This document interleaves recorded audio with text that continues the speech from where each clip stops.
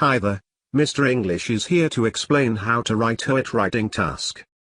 There are two professions which are common in practice for writing. 1. Writing task for medicine. 2. Writing task for nursing. You should certainly practice writing OIT subtests before test day, and it is a very good idea to use a method while you practice and on test day. Following things should be considered while attempting OIT writing task. Task should be read meticulously. Case notes should be interpreted prudently. Selection of relevant notes should be made carefully. Case notes transformation should be dealt sensibly. Writing should be made logically. General instructions. Please note that this method is not necessarily step by step. You will need to refer back to each part of the method a number of times throughout the duration of the test. Nevertheless, the method provides a solid set of instructions that will help you to understand what you need to do on test day to improve your chances of success on this subtest. Task reading. The OIT writing subtest goes for 45 minutes, the first 5 minutes of which is only for reading. The first thing you should do during the 5 minutes reading time is read the task carefully. The task is located at the bottom of the case notes and looks something like this.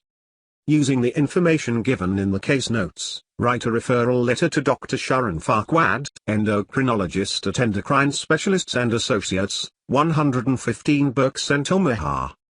In your answer, expand the relevant notes into complete sentences. Do not use note form. Use letter format. The body of the letter should be approximately 180 to 200 words. Usually, the task will provide you with the recipient's name, the recipient's position, profession, the recipient's place of work and address, a reference to what type of letter you must write, referral, discharge, transfer or information. Case notes interpretation. Having read the task, you now know who you are writing to and why, so you should begin reading the case notes, paying special attention to case notes that are pertinent to the task. The case notes will not be written in perfect sentences and are somewhat challenging to understand. As such, you will need to interpret them. It is critical that you interpret the case notes correctly because misinterpretations will result in incorrect information being placed in your letter. Selection of relevant case notes. After you have read and correctly interpreted the case notes, you will then need to think more carefully about case note relevance. Considering the body of your letter should only be between 180 and 200 words, you simply cannot, and you certainly should not, include all of the case notes. Again, you need to make sure you are writing a relevant letter, and that largely depends on the task. Make sure you understand the task fully and you know who you are writing to and why. Write the letter for, and only for, the recipient, keeping his or her needs in mind at all times. Selecting case notes, however, is challenging because while some case notes will clearly be relevant and irrelevant, others will be semi-relevant. You have to make decisions about which case notes to include and which case notes to ignore. This is why practice is so important. By practicing the OIT writing subtest, you will develop an understanding of how many case notes you should include in order to write an appropriate length. You do not want to write a letter on test day that is well below or well above the word count. Organizing case notes logically and coherently. Organizing case notes and the following step transforming case notes happen simultaneously while you write. In other words, as you organize case notes into logical paragraphs, you will also be transforming them into accurate sentences. The structure of your letter is critical for success. In short, it needs to be readable, not just grammatically, but it should flow from beginning to end in a coherent and logical way. Although there's no set structure for OIT writing, there are some guidelines that you should keep in mind when organizing your letter. 1. The introductory sentence, paragraph should contain the reason why you are writing the letter, that is refer, discharge, transfer, and the main medical issue. As a rule, important information should be prioritized or brought to the top of the letter. Don't bury the important information deep in the letter. 2. Paragraphs should contain single themes. A paragraph should not contain mixed information. It should be clear what the paragraph is about. not confusing. 3. The internal structure of the paragraph should also flow from beginning to end. So, while your whole letter should flow from beginning to end, so should your paragraphs be structured coherently. You may want to spend a minute or two planning your letter structure before you begin writing. Ask yourself, what's the most important issue? What's the secondary issue? What else does the reader need to know? Sketch out a simple paragraph structure before you start writing, because once you start writing it's very difficult to restructure, for you are writing on paper, not a computer. Transforming case notes accurately.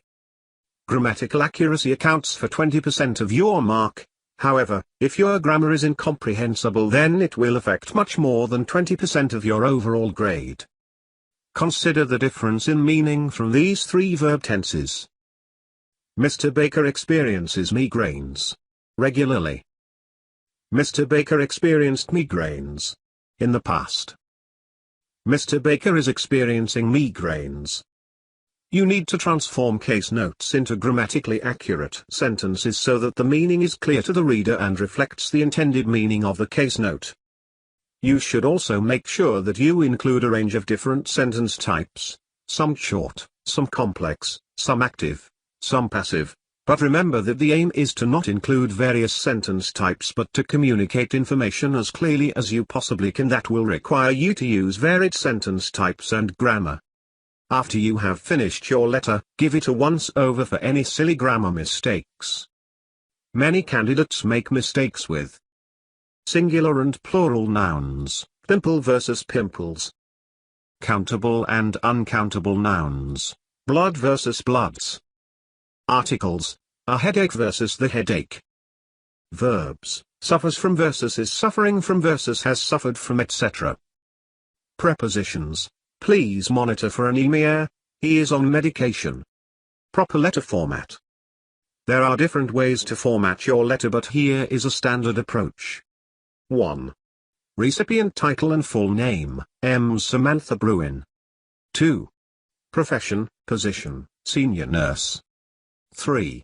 Hospital, clinic name Grey Walls Nursing Home Hospital, clinic address 27 Station Road, Grey Walls. 4. Today's date, the 5th of April 2020.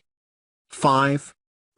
Patient name, patient age, Gerald Baker, aged 63 years. Salutation dear Ms. Bruin. 6. Introduction. 7. Paragraph 1.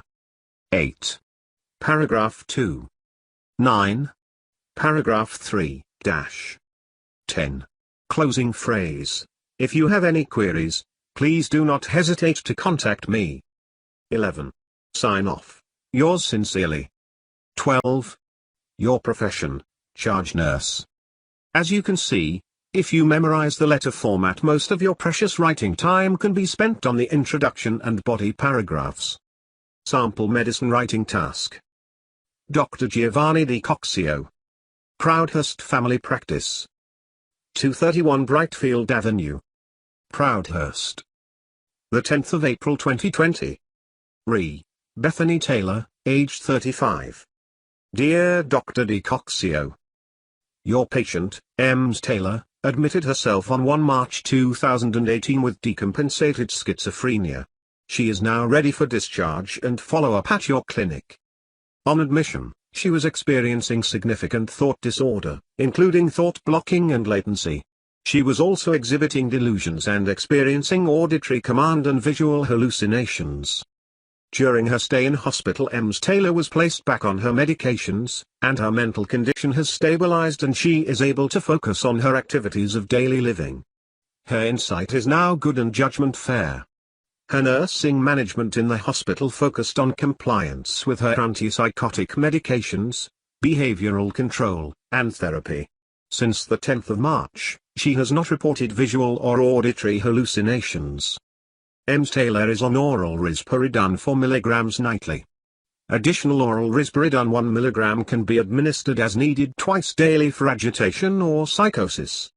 She will be discharged from the hospital to her apartment where she lives alone. She will follow up with you in order to continue her treatment of chronic schizophrenia and to avoid non-compliance of her medications or substance abuse. If you have any queries, please contact me. Yours sincerely, Dr. Nursing Sample Response.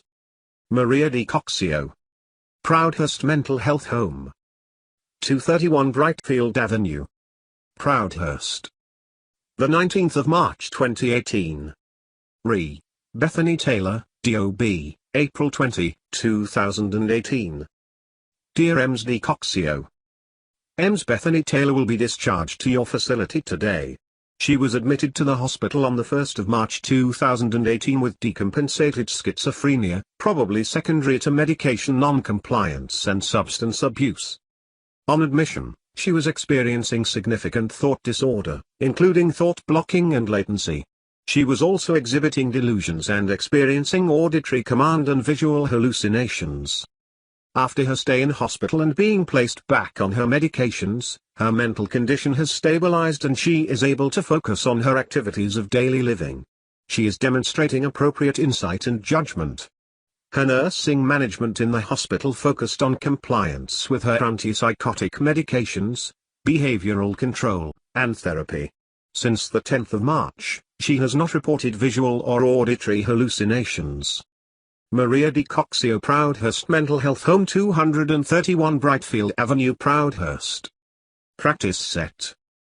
Miss Taylor is on oral risperidone 4 mg nightly. Additional oral risperidone 1 mg can be administered as needed twice daily for agitation or psychosis. She is also prescribed levothyroxine 88 mcg by mouth for hypertension and hypothyroidism. She will require medication monitoring to avoid non-compliance of her medications or substance abuse. If you have any queries, please contact me. Yours sincerely, Nurse.